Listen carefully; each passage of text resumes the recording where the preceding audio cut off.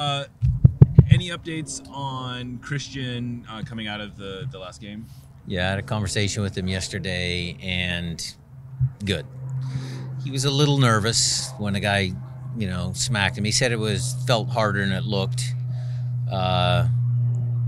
We talked about, how does he feel?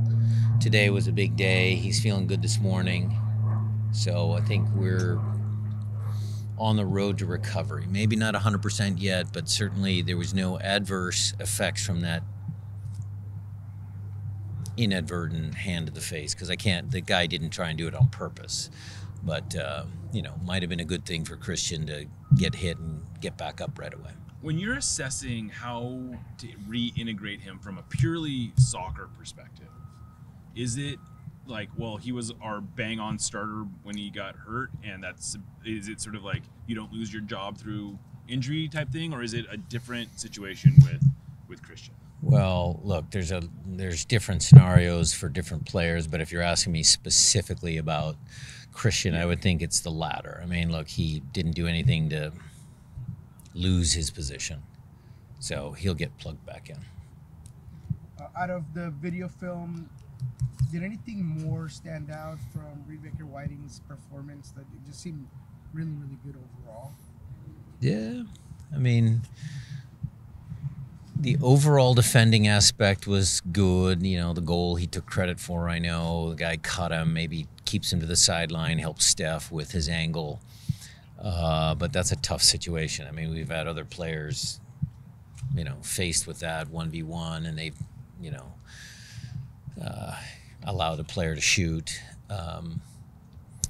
I would say what we were impressed with were both his physical numbers. He had a bunch of touches, a lot of touches, not many giveaways for a young kid playing in a, somewhat different position for us. So his maturity level to understand, his role out there was good. Thought that was probably the biggest one for me. He grew. It was a good learning moment for him.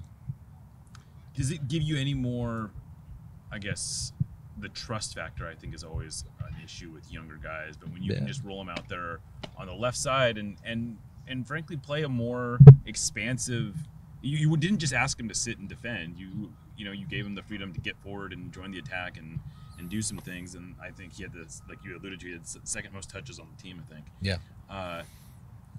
Does that give you more kind of trust and faith in him? Sure. With young guys, it's always, they have ups and downs a little bit more so than the experienced guys. The ups and downs are still there, but not quite as high or low. You kind of know what you get with an experienced player. But, yeah, Reed took a step forward there, too, for sure. Go ahead. Getting Cristian back on the field and then getting Leo Chu back available gives you a lot more flexibility there in the midfield. How much do you view that as an advantage moving forward? Definite advantage. Look, it's not a super tight turnaround, but there will be some changes due to, fatigue, fresh legs, all that. And then, it gives me the ability to, when the guys that played both games get a little tired, you bring the other guy on. It certainly gives you more firepower from the bench. I imagine not having a game this weekend, too, allows you to really kind of exhaust the legs to go for three in this. Well, we have to do that with every game. There's no holding back. The message to all the players have been, whoever starts, doesn't matter who it is, you have to run for as hard as you can, for as long as you can, and then when you're tired or tactics, then the next guy comes on and he does the exact same. That message has been sent for a long time. Specifically with Colorado, what do you see from them? Well, Chris Little got his first win. It's good for him. We're trying to go back through the lineups that Robin put out, and then what did Chris put out. Rosenberry back from injury. The new guys, forward's been okay. The other guy got pulled in the 30th minute. Got to see where that lands. Center back from Brøndby's pretty good. I mean, Wilson doesn't play much anymore. I think they've made that switch, but he's certainly capable of starting. He's been good. I think they still miss Bryce, and they need that midfield leadership.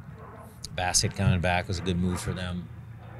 It's a good team. When we talk about the term head coach Bob, we've seen it with you in 2016, with Harlan recently, Colorado this last weekend. Do you see that manifest itself with head coach Bob? I think it's just, you know, when there's a new face in charge, the players that didn't like the old coach kind of play a little more free.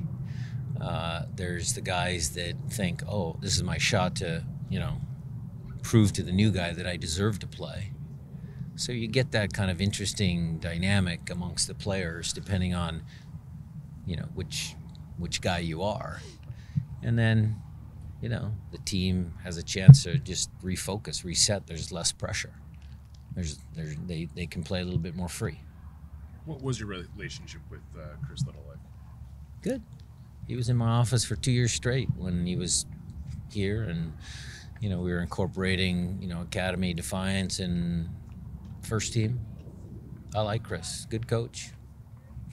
Do you know if Daniel Leyva's allowed to play this game? I believe no. I don't think that there was any. I have to double check that. I should know that, but no. I think Danny is available.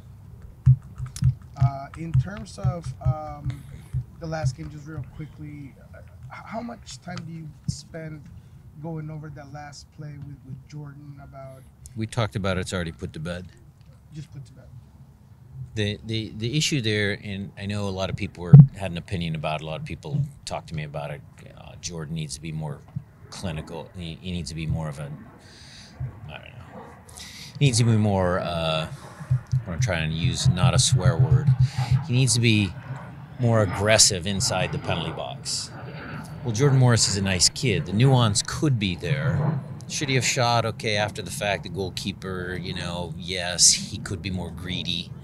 Maybe that's a good word. Yes, absolutely. But when he made the decision to pass the ball to Nuhu, there was one decision that maybe he could have done better that I challenged him on, was he saw the ball, he saw the situation, he saw Nuhu coming for the tap-in, but the angle that the defender was coming at and his momentum, if he takes one extra touch, the defender ain't going to catch him. The goalkeeper's still in no man's land, and then he cuts the ball back to Nuhu, and Nuhu taps it in. Everybody's going, what a great goal. Which is the same as if he shoots and he scores, what a great goal. But the learning curve that I want him to think about is in that moment, those instincts within the 18-yard box, you know, how do I make that pass to Nuhu?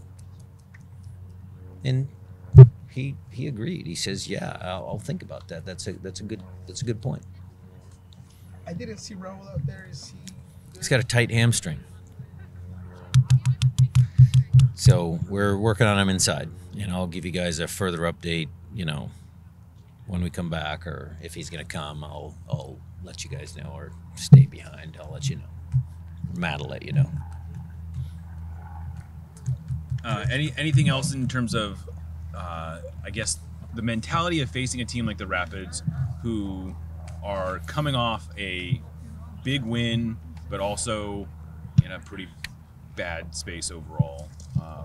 Overconfident? No, we're not overconfident. We're not going to go in there and say this is going to be easy 3 points. No. The mood of the team this morning at training was very good. I think they understand the predicament, again, we're in.